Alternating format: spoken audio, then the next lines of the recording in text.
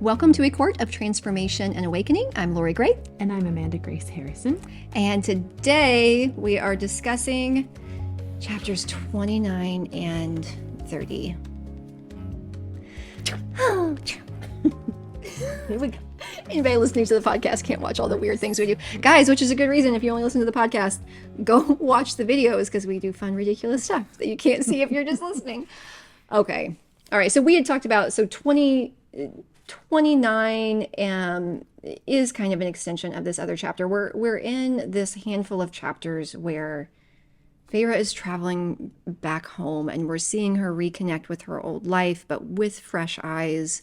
And there's just, again, these are those sections where I feel like depending on what each reader has experienced in their own family dynamics, I just think there's going to be what stands out for each person, and what's impactful in all of this is going to be different for each person, which is why you guys need to go tell us your thoughts inside Circle, where you can comment on these and tell us your thoughts, because I'm so interested to see what's standing out. But okay, so 29 is the whole beginning here is just spending time reconnecting with her family and kind of getting updated on what she missed. And seeing what Tamlin sent her back with these.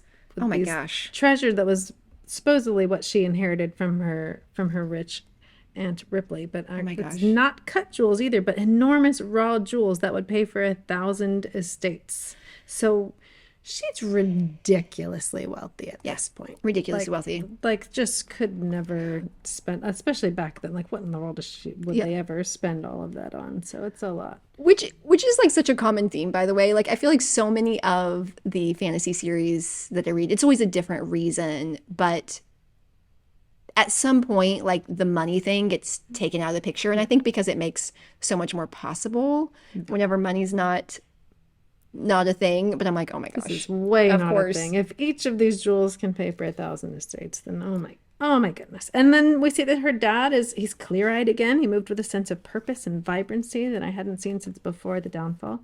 That made me really wish that my dad had a little upsurge like that in life. Yeah, I love it. And then I love the miracle that I'm sure Tamlin had made happen. His limp was even improved, had miraculously been made better by some tonic and salve a strange passing healer had given him for free. Yeah. So good. She's getting to see like everything. And I think I'm probably just making her, I mean, this is making her like fall even more in love with him, because he didn't tell this. He's not like, oh yeah, by the way, I also helped your dad's knee. Oh yeah, and by the way, this, like, he didn't tell her any of this stuff, which he could have. It's very interesting to think about why he didn't. Yeah. But yeah, so she's here. So her dad's better. Elena's planting a garden and she's so happy. And, talking about taking, a trip to the continent. I love that. I think I'd like to see the continent. It was true. I realized there was so much of the world that I hadn't seen, hadn't ever thought about visiting, hadn't ever been able to dream of visiting. So it's just got all these new things available. New things that are available, which leads to this discussion of seeing what happened with her and her sisters in the social season when she was gone. And I thought this was really fascinating, that the season was, she says, strange. Okay, in what way? People acted as if we'd all just been ill for 8 years or had gone away to some distant country. Not that we'd been a few villages over in that cottage. You'd think we dreamed it all up. No one said a word about it. Yep. And it's so fascinating to see where before, whenever we met Nesta and Elaine in poverty, they were like trying to pretend that wasn't the case. It's like, just pretend like we still have the money. And then she goes back to this group of people who are basically doing exactly what they wanted. Just pretend like we're still wealthy, and now they can't stomach it. She's like, it actually makes her it made me wish for those years again, even with the hunger and cold. This house feels so big sometimes, and Father's always busy. And it's so funny how like they were in a really wretched condition, and it's amazing that you can actually wish to have that back now that they're in this. Well, because it was real. Yeah. And I think life is just strange. It is strange. And, and I think that's a thing for me as well. Again, it's not like every conversation I have with people needs to be deep, but conversation that's not real, it is hard for me to stomach. And we talked about this all the way, like at the beginning when we were talking about these books. I'm like, conversation with people who have suffered, people who have been through a lot, it's much easier for me to connect with them, or people who are willing to be real and raw and vulnerable. But yeah, I struggle with surface conversation. I mean, it's not like every conversation we have is deep, but I don't feel like it's like this false, shiny veneer over everything. It's just like we may not be talking about things that are deep, but talking about things that are real life. And it's funny, I don't know if this happens to you, but every once in a while somebody just pops into my head, and a while ago I learned to always act on that. Like if I think about a random person that I haven't seen in ages, I immediately, before I forget or try to, just go to my text like, hey, just thinking of you. And most of the time I get a message back that they're struggling. Like it's just, that quantum entanglement kind of thing. It just happens. And the amount of times I've been like, hey, I was just thinking of you, what's up? And then I get this like, oh my gosh, this is, and they're like, I bet you're sorry you asked. I'm like, no. Because I do sometimes reach out, and I can tell, because I've started to trust that, like, that's a what am I saying? Like a nudging that I get usually when there's something. And then sometimes I message people like, everything's good. How are you? And I'm like, oh, okay. That was an opportunity for you to be real. And like, you didn't. But people are like, oh my gosh, I'm sorry that I just like vomited. I'm like, nope, that was what I'm like, I would. It's actually what I was looking for. And I message back every time. I'm like, I would so much prefer to hear the real than like the pretty. Like, I just don't connect with it. Yeah. And not like we need to be like negative and complaining. I'm like, can we just get rid of those like positive, negative, like what's honest and what's true? But yeah, but it is interesting where they just wanted to pretend forever, and now when they're seeing people pretend, they're like, oh, that I don't like that. That feels awful. Yeah.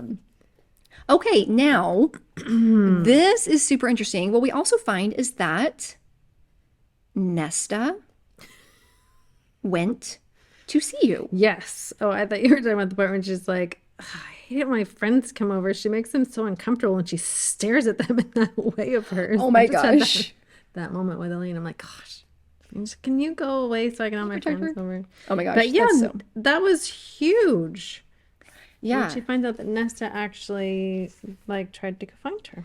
Right. Where she, because she had this whole thing of her and Nesta's relationship is such a struggle, and we had this whole situation with the Puka of like her dad coming, and like, I wish my dad would come, but like he would never come. Yeah, none of my family would ever come. They don't care. They're glad I'm gone, so they have the bed to themselves now. And then to find out like that Nesta did come, like, and I think that's, again, I've had so many moments where I am pretty sure that I am reading a person right, and then I get information that I'm like, nope, actually other people are really complex, and like the amount of behaviors that I'm able to see and then put into a category and make assumptions is typically not correct. And we start to, because I think up to this point it's pretty easy to put Nesta in a very narrow box, like almost like a caricature sort of thing, and we're starting to see like there is more here, and I love in this chapter that we get to see more about this.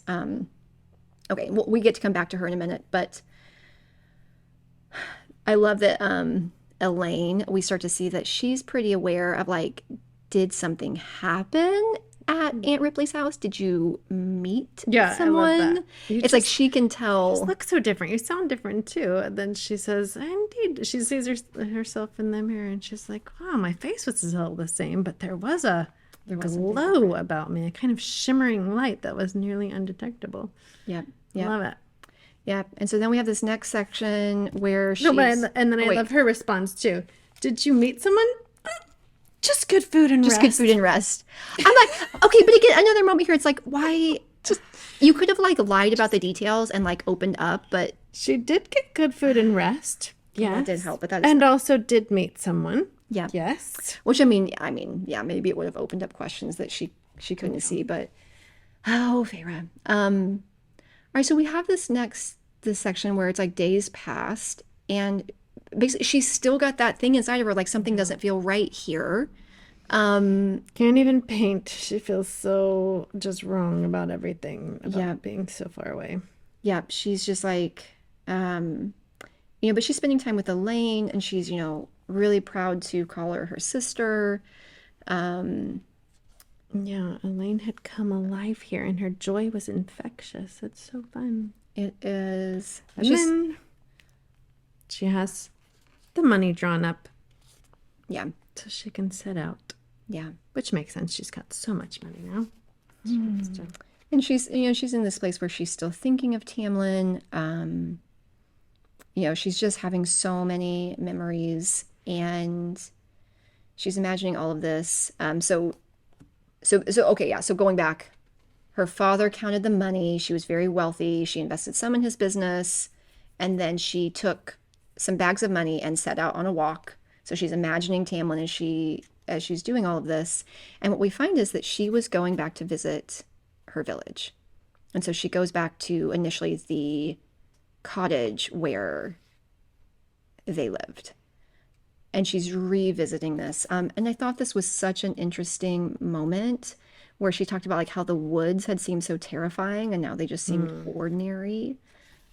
She wonders what, she's looking at the house. And this part was so interesting.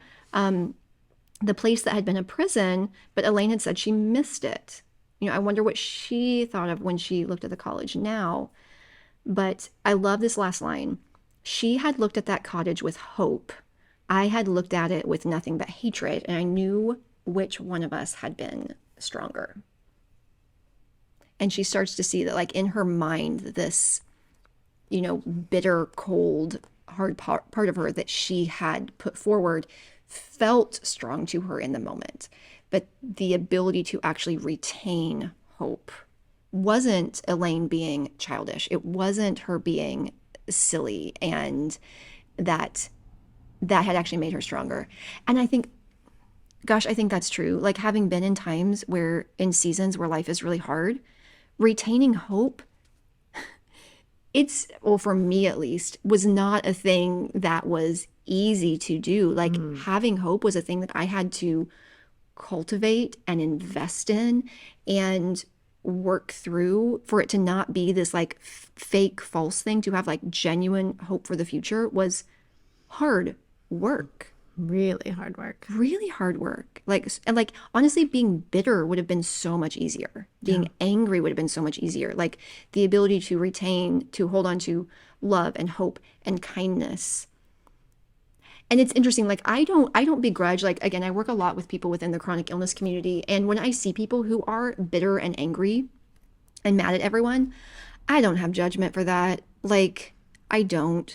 But then whenever I meet people who have struggled so much and they're still kind and they're still hopeful and they still have the ability to love, like, and I call it out a lot when people are like, oh my gosh, well, I'm still struggling with this, and this. I'm like, okay, but I went through your account. Like, I see smiles. Like, the fact that you have gone through what you've gone through and you've retained the ability to smile, the fact that you still have hope, the fact that you are still able to appreciate anything in the world, and to even engage in simple pleasures, tells me a ton about your character, and really that is strength.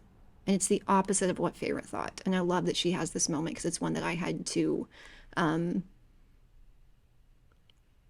be able to hold on to that hope and to be able to retain joy. There's a strength in that most people miss. Yeah. Becoming hard is easy. Becoming cold is easy. Becoming bitter is easy. Now, it's hard stuff that gets us there, but thank God for hope. Yeah. Oh, Elaine. Because I think, again, I like this moment because I think that she's kind of initially portrayed as like weak. Yeah. And she sees her as into flowers. But it's like, again, the bigger picture here of like, when we meet them at the beginning, we are given a view of her family through Feyre's eyes. Yeah. And I love that it's like, oh, there's more to all of them. There's an insightfulness to Elaine. Like, we start to see this strength. Oh, there's more to Nesta than we thought. Oh, so good. More. Okay, so she's on this journey. So she just visited her cottage. Did you have anything else in that one before we go on? Okay, so she visited her cottage, but now she visits her village. She says she has one last task to do, and I thought this whole scene was so interesting. And she starts going around to the villagers and giving them money. Yeah, imagine just being able to do that after having been one of the poorest of the poor, then to be able to go back and give the impoverished of her village. Yeah. Like they didn't ask questions. They tried to refuse, but I left the money anyways. It was the least I could do. Yeah. And it is, I mean, like, and that doesn't, like, she didn't solve the entire problems of the whole village there. And, like, but she did something. And I think, you know, it was a short term thing, but it was like, this was more about what she needed to do. I think Yeah. to this whole scene, really, in the rest of this chapter, all of chapter 30, I feel like is really her having that closure with so much of her past, and that's what she needed. And she would have never felt okay knowing how much money she had and how little they had, and even if it was a small thing that was only not, it wasn't changing the course of anybody's future. She needed to do it for herself. Okay, but then we also get to revisit some people. Okay, so one, Thomas Mandray. Ew. Nesta's almost She gives him a stare down. And then we encounter Isaac and his new wife. I loved this scene. pretty plump wife. And they're so happy. They're so happy. It's so cute. They're arm in arm, both smiling, both lit up from within. Is that the best to see somebody who, like, she knew it wasn't going to work out. Now she's already fallen in love with somebody else. And now it's so good to look back and be like, okay, good. Okay, good. At least I don't have to worry about having abandoned him. I mean, and that's the thing. Like, she'd been realistic about their time together, but like they really bonded over how like bitter their lives were. But like their relationship was not. It wasn't doing this. Like they weren't meant for each other. It wasn't. It wasn't doing They that weren't thing. lighting each other up from within. That's for sure. But I love that where she says there was nothing in my chest, my soul for him beyond a vague sense of gratitude. And she smiled broadly, bowed her head, you know, wishing them well with my entire heart. So good. So I let, yeah, so we just get to see that be complete, which that, by the way, just on like a random little nugget here for anybody who might use that. I remember, gosh, this was ages ago. One of my coaches was talking about relationships and the way that we most often talk about relationships always sounds negative. It's like the relationship ended. And like something about saying like this relationship ended or it was over felt really negative. And the language that she offered was that some relationships are complete, like that they're not all meant to last forever. And that there are some relationships that we have for a period of time and they reach a completeness and it was only meant to last till that time. And then we move on. And that language for me was really, really helpful to understand that, like, yeah, not every relationship is meant to last a lifetime. And there are some people that are in our life for a season. And then when it reaches that point, it's like, can we think about it as this relationship was complete and it wasn't supposed to move on? But something about that language of like, okay, it ended, like almost creates the sense that it was supposed to continue. And the fact that it didn't mean something went wrong. Yeah, like a premature ending. Whereas the complete, I like that language. Yeah, it was meant to last this amount of time and it did. And it's a complete unit right there that exists, that exists in time. I just love that language. And so yeah, and this is this season with Isaac, and it was good. And like I like too that nothing horrible happened between them. Yeah. And not all relationships have to end because something broke or something was terrible. Like some relationships, they can be good, like good all the way through, and then that season is just complete. And that's it. It's such a good, anyways, I just felt there was everything about that just felt so positive to me. Oh, that's good. Good stuff. So glad they ran into each other. So she closes that chapter. Okay, so she gets back home. And I hadn't figured out yet what I would be doing with my week or my month or anything. After this. She's back to where she was when she gets to the spring court, and he's like, no, you don't need to do any of that stuff for your family anymore. What do you want to do? And she's like, oh, I don't know. Now here she is again. I don't know what I'm going to do with myself. Okay, but this is, so we had talked before. It's like, okay, she had sort of reached her goal, and it's like, what's going to happen next? It's like, this is everything I could have dreamed of. But that's interesting too, where, okay, without giving anything away, how to be really metaphorical here, where I think sometimes we can only see so far into the future. And I think people get confused that like the biggest and grandest vision that they can see is actually the goal. And so often it's a stepping stone and we're not really meant to stay there that long. But I think that sometimes that's the thing that we needed to aim at to take steps. Oh, wait, this is part of how I teach goal setting, by the way. And this was, okay, of all people, this was a Bruce Lee quote. I love Bruce Lee. I love Bruce Lee. I love Bruce Lee, but okay, I may get a word wrong, but he said, a goal isn't always meant to be reached. Sometimes it simply serves as something to aim at. And I think about this where I think have to go to that place of like, what is the dream that we can connect with and how that orders our steps. But so many times of my life, like if I set a goal it's a 5-year goal, it's a 1-year goal. The fascinating thing is, in the pursuit of it, a lot of times 6 months in, halfway there, I reach that halfway point and I've changed so much within myself in the process of trying to get there that like 6 months in, I don't resonate with the goal anymore. Yeah. And I think when people think that we set goals in order to reach them, we miss that, barrel through, and end up in a place that we're not really happy with. But whenever we can step back and be like, no, we need a goal to give us something to aim at to order our steps, but with the assumption that there is a decent chance that like long before I get there, I'm going to have changed and grown so much as a person that what is now available to me and to my consciousness is different. And like to be willing to be, now we have to be careful that we're not self-sabotaging, right? And like really know what's going on there. But I mean, like, you're halfway to the goal and I don't want to do that anymore. And you right. realize that you don't want We to can convince finish the hard ourselves. work. It's like the difference between are we evolving or are we avoiding, where it's like, did I get so close to it? And is this actually a fear of success? And I'm self-sabotaging so that I don't get there, but I've convinced myself it's for a really evolved reason. That sucks. I'm not speaking from personal experience at all there. I'm sure nobody can relate to this. That's just me. But that it changes. And, we're seeing a character like she had a goal, like she reached it, and then it's like, now what?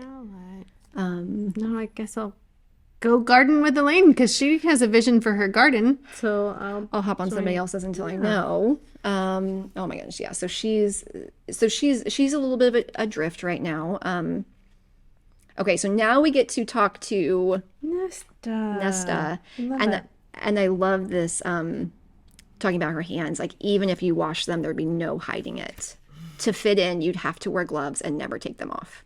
And that's what, again, too, like this is like Nesta. It's so direct, but she's not necessarily saying you should do that. Yeah, but if you This is what it would have to be. Like I don't know. There was an interesting thing there. I think because of some of the shifts as we're understanding here. Like I read that differently than maybe I would have in the past. Feyre's little, maybe I don't want to fit in with your social circles. It's such a childish response to a sibling. Okay, but then why are you bothering to stay here? It's my home, isn't it? A sharp, cold question. Oh my gosh, but this like looking at it, like when you take away like the assumptions, I'm like, I don't know. There's an interesting thing here. It's like, why are you bothering to stay here? And it was sharp and it was cold. And the way that like when people ask a question, we assume that what they're saying is like you shouldn't, or even the same way like to fit in you'd have to. And we see her to fit in you'd have to wear them, and she's saying, well, maybe I don't want to. But Nesta didn't say you should. She was just saying this is how it would be. And like really understanding how direct her communication is it's really fascinating. It's true because Nesta is direct. You can read that question very differently. Because for a lot of people, maybe most, I don't know, but I know a parenting course I took one time was like, don't ask why questions, because a why question is almost always just a veiled you shouldn't have. Yes. Almost always. So that's what we read here. Why are you bothering to stay here? Is like, you shouldn't bother to stay here then. But that's Nesta isn't that person who says it indirectly and really is saying you shouldn't. She's just genuinely saying why. She wants to know, why are you here? Because she knows all this other stuff about her now. So yeah, that's like a really condensed version of like a thing that like I've noticed in our family. But like, yeah, so a why question sounds like you shouldn't have. Yeah, because I watch my kids do this. And a thing that like I've repeated over and over again is I'll say, like, I'll ask a why question or something that's a question. And then what I can tell is they interpreted a shouldn't have. And then what they actually answer is not the why. What they do is they give a defense of why it was allowed. I'm like, but that's not what I asked.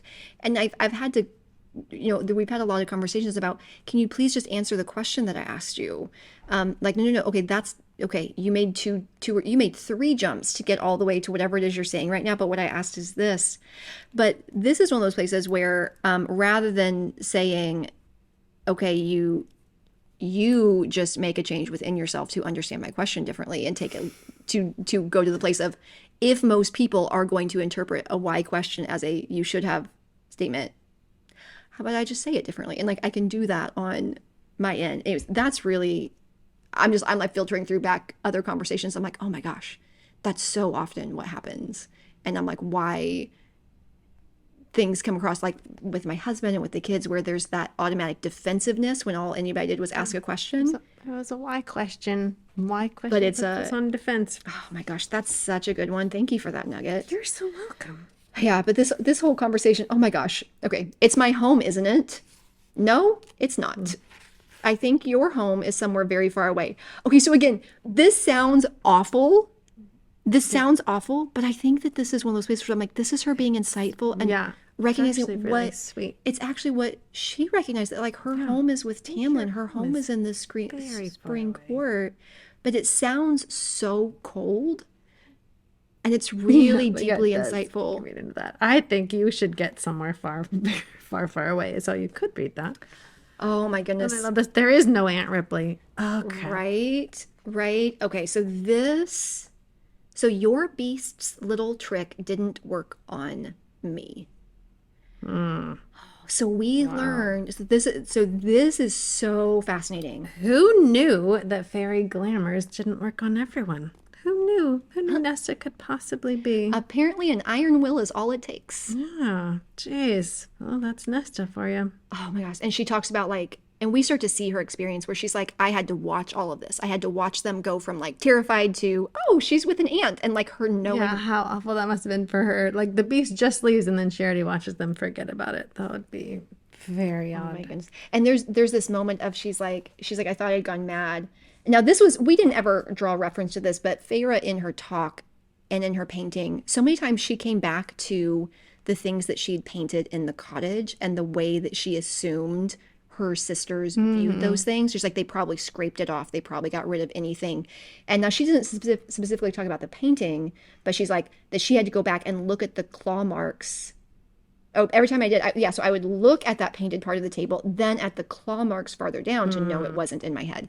And again, this is one of those places where there is a thing painted on the table, and Feyre has assumed how they're experiencing the painting, and the reality of what's actually happening was completely different. Yep.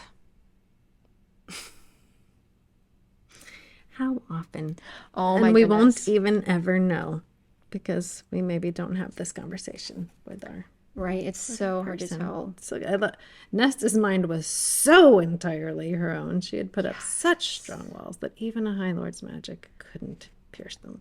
I love that her mind was so entirely her own. She's so badass. And then I wish my mind was that entirely my own. Right. Strive for that. And then we learned that she hired the mercenary. She trekked 2 days there and 2 days back through the winter woods because it was right after Feyre had left. That's some serious. And we learn, and again, so even though our story, Feyre is our main character, I can't. Oh gosh, I couldn't like not mark this thing, where she's starting to really look at her sister. But what she said, at one point she asks, okay, so my hateful cold sister had been willing to brave Perinthian to rescue me, and then she asked, okay, what happened to Thomas Mandray? And I love this answer. I realized he wouldn't have gone with me to save you from Perinthian. And for her, with that raging, unrelenting heart, it would have been a line in the sand. And I looked at my sister. I really looked at her, at this woman who couldn't stomach the sycophants who now surrounded her, who had never spent a day in the forest but had gone into wolf territory, who had shrouded the loss of our mother and then our downfall in icy rage and bitterness because the anger had been a lifeline, the cruelty a release, but she had cared. Beneath it, she had cared. And perhaps, I love this, loved more fiercely than I could comprehend, more deeply and loyally. Oh my gosh.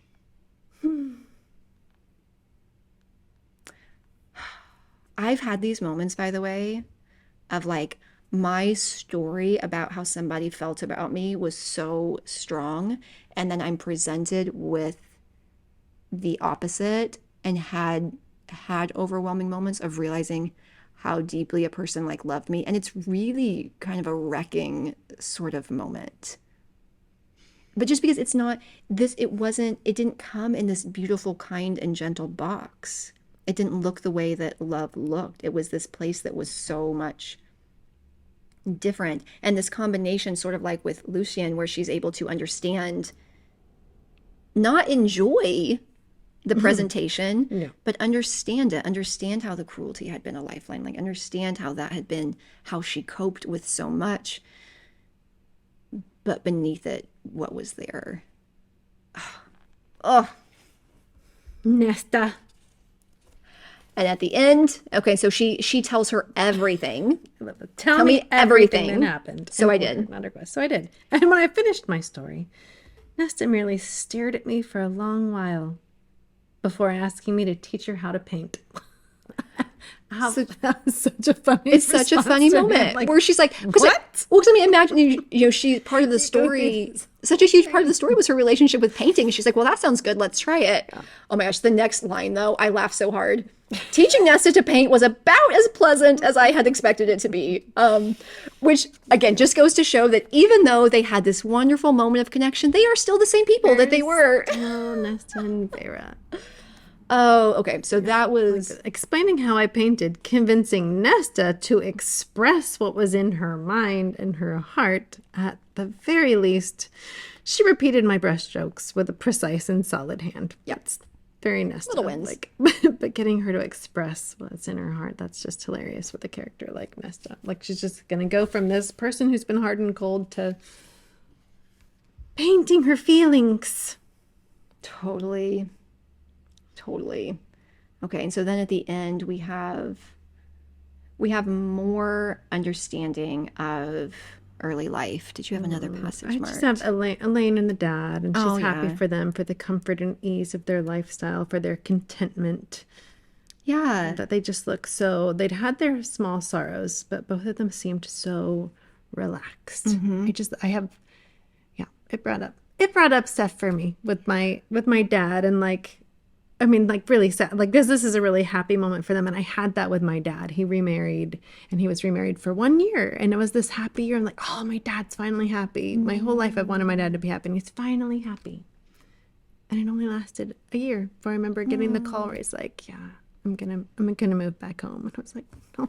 Oh, My dad was finally happy for a Damn it. moment. So I remember this feeling like so Yeah. good to see your family happy and relaxed. And yeah.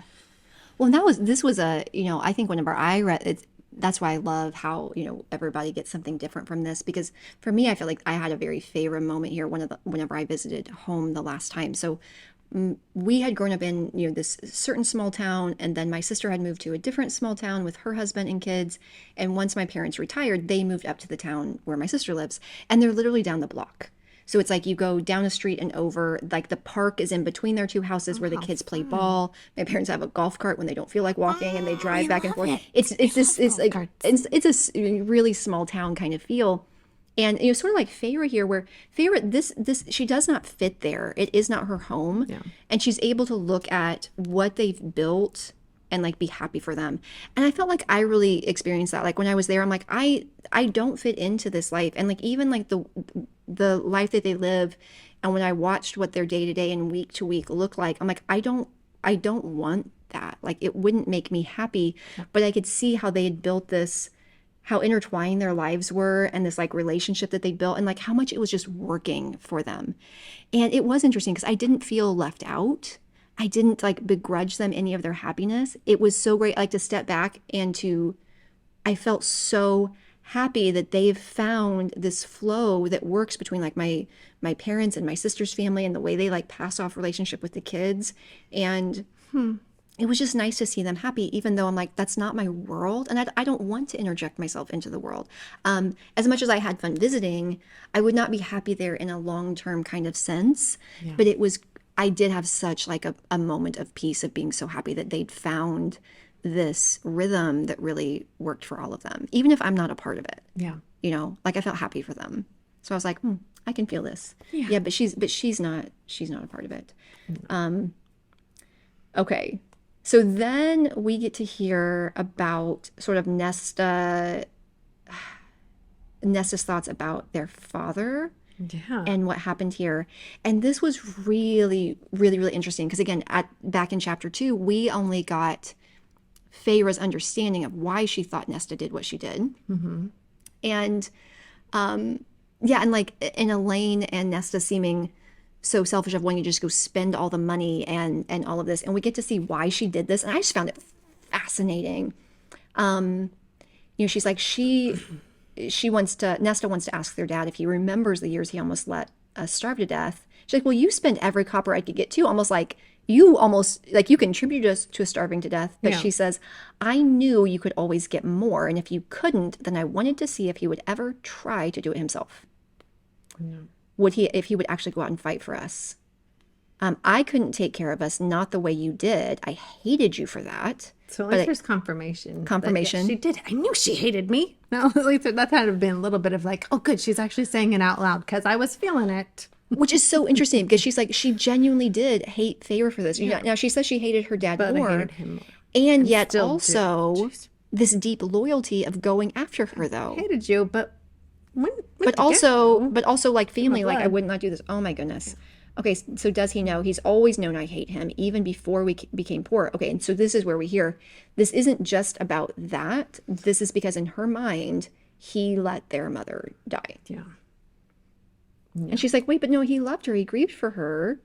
And she says, but he could have done these things and he didn't. He had ships. He could have done something and he didn't do it. All right, so here's my favorite line though. Yeah. I didn't know what the truth was.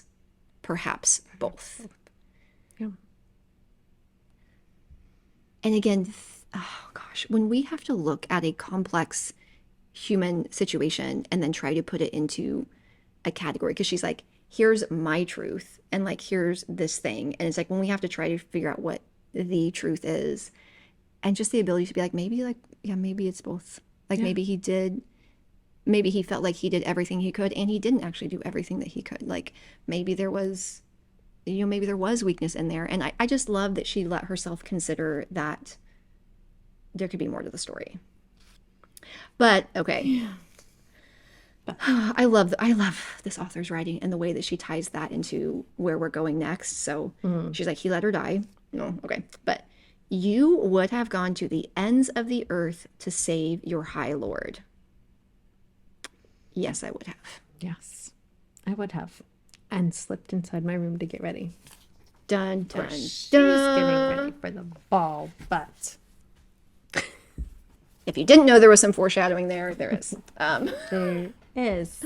Okay, end chapter 29 and 30, right? Yep. That was 29 and 30. It's about to get, oh my gosh, I just keep saying this. I'm like, it's getting more exciting. I feel like every chapter is so much. Like we had to take a pause here to her to go back and like close these chapters. But guys, think about it. The chapters are closing. Why is everything getting taken care of here? Oh, because stuff's about to go down. Oh, jeez. Oh my gosh. Literally. Thank you for watching.